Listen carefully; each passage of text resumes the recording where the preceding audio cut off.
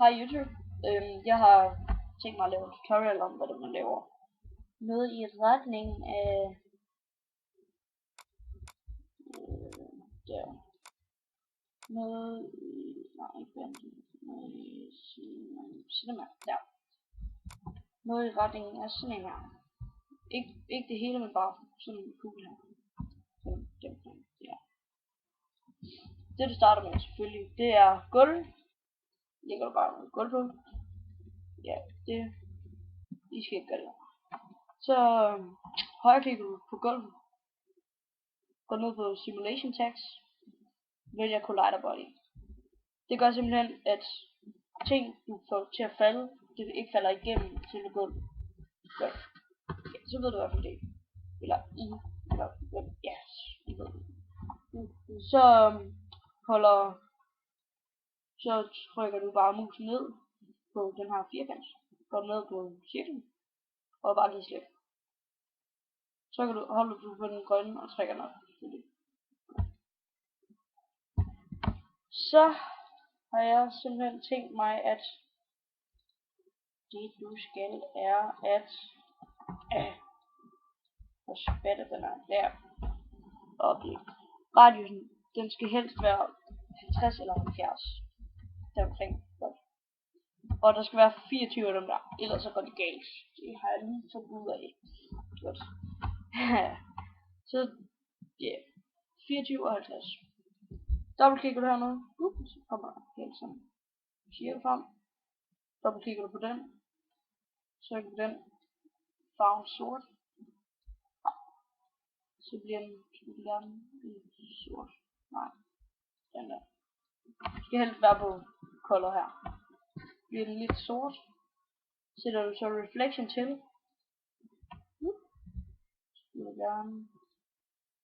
Ja. Normalt så vil den være her, ikke? Sådan der. Skal reflection ned på 65. Så lukker du den bare. Så dragger du den op til her. Cirklen. Så får den sådan en ting. Ja.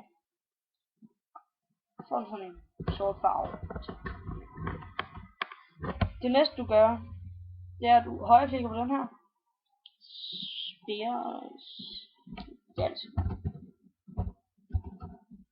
Ja, sådan der, cirkel.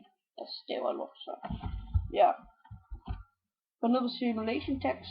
Tag Rigid Body. Og den skal helst være oven. Den er dynamisk. Om den bevæger sig eller ej. Godt. Så må du helst til den her bare ned til bunden. Ja. Det er jo fint nok. Ja. Ned til bunden. Men det skal du ikke gøre endnu. Bare op nu. Godt. Sådan der. Så trykker du på den her lille firkant ting. Ja. Og så vælger du den her med. Den gør simpelthen, at du kan vælge ting her. Du kan farver. Så tager du select. Og så ja, select ring selection. Så kommer der sådan en ring her. Så kan du sige, så tager vi der, trykker du bare. Normalt tager du 3 ned, trykker shift, så du 1 længere ned, så du holder shift i bunden stadig og trykker, og så holder du shift i bunden og trykker der. Så skulle du gerne have sådan en der, bold her. Godt. Det har du så. Dobbeltklikker du hernede igen. Dobbeltklikker på cirklen. Går op på color. Fordi det er den, vi skal farve. Tager vi den til hvid. Sætter du luminance til. Tager du også til hvid. Altså du kan selv bestemme, om du godt vil have den til rød, eller hvad du vil have. Men i den her er det bedste at have den til hvid. Dragger du den. Du kan ikke dragge den her på nu, fordi du skal dragge den her på. På det gule her, så bliver alt det du har color her, det bliver helt hvidt. Ja, sådan der. Godt.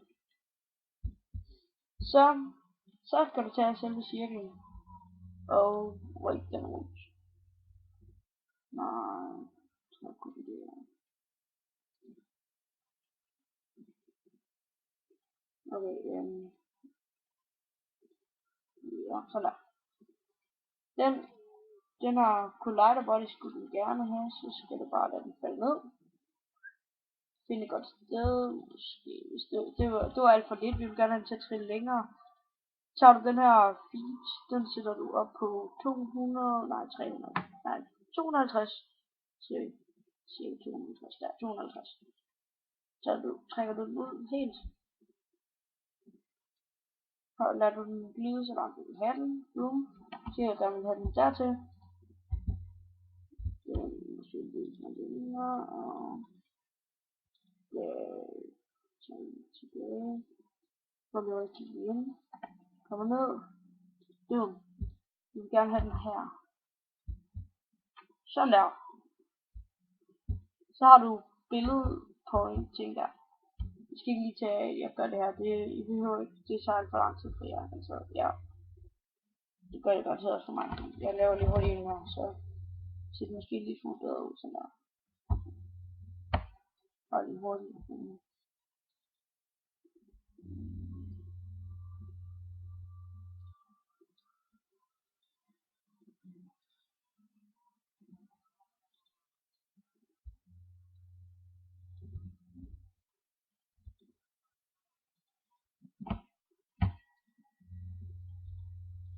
Laver lige sådan sammen. Der. Godt. Så har vi den. Der. Den skal også lige her. Rate the body. Sådan der. Så de hurtigt første cirkel, står de off. Så lader vi den her køre. Så den der bliver op. Og der. Så siger vi, at de begge to tager oven til der. Så er vi begge to ned. Vi vil gerne have den for eksempel til at være sådan der. Og for eksempel sådan der. Nej, jo, sådan der. Sådan der. Så det vi skal gøre, det er at vi skal jo have den til. Og altså trykker Ctrl R. Det er sådan den ser ud, når du får det til at blive rigtigt. Men det ser jo ikke godt ud. Det ser ikke godt ud. Så det du gør, det er at du trykker på den her. Edit render settings. Så kommer du ind på sådan en side her. Selvfølgelig, du behøver ikke. Hvis du skal gemme det, så er det ikke her i på Audi. Så trykker du på effekt. Så har du global illumination. Så er den sat til. Så bliver det så godt. Men nu hvor vi er herinde på den her side her, så kan vi lige så godt gøre sådan at når vi gemmer den, så bliver den gemt rigtigt. Godt. Så det du gør, det er at du trykker, hvis der er ekstra current frame, og der står all frames, så går du ind på current frames. Godt. Så er den på det. Og så save, det skal du ikke have noget at gøre med. Godt. Så det du har nu, det er at du lige har gjort grafikken bedre. Så nu hvor vi prøver at enten trykke her eller Ctrl R, så går det lidt tid. Så ser vi hvordan det kommer til at se ud.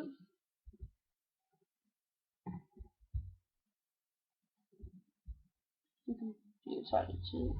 Næsten færdig.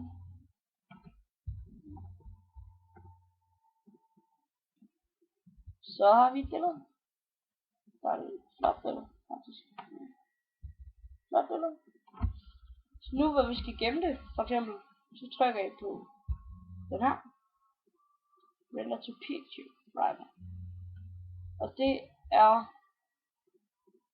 godt, hvis I skal helst image. Hvis I skal lave en video, så er det ikke den her list. Så er det den her. Så er det selected. Ja. Og så skal den selvfølgelig være en mulig ting. Ja. Godt. Så jeg kan. Men den er ikke færdig med load, så jeg venter lidt. Venter til den er færdig med load. Må gemme den. Så der. Så er den klar. Save as. Ja. Så still image. Og ja, det skal være den der TFFPSDES.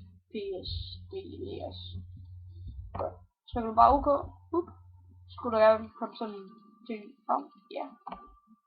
Vælger du, hvor du gerne vil gemme den, så vi siger, at jeg gerne vil gemme den ved skrivebord. Og tager lige andet. Og cinema. Der. Og det hedder bolden. Ja. Så gemmer vi. Så loader den lidt tid. Ja. Så loader den. Og skulle den gerne være herinde under. Skrivebord, andet.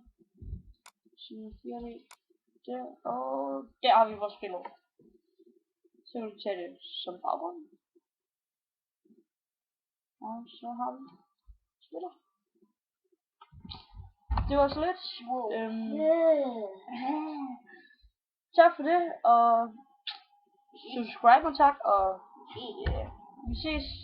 Hej.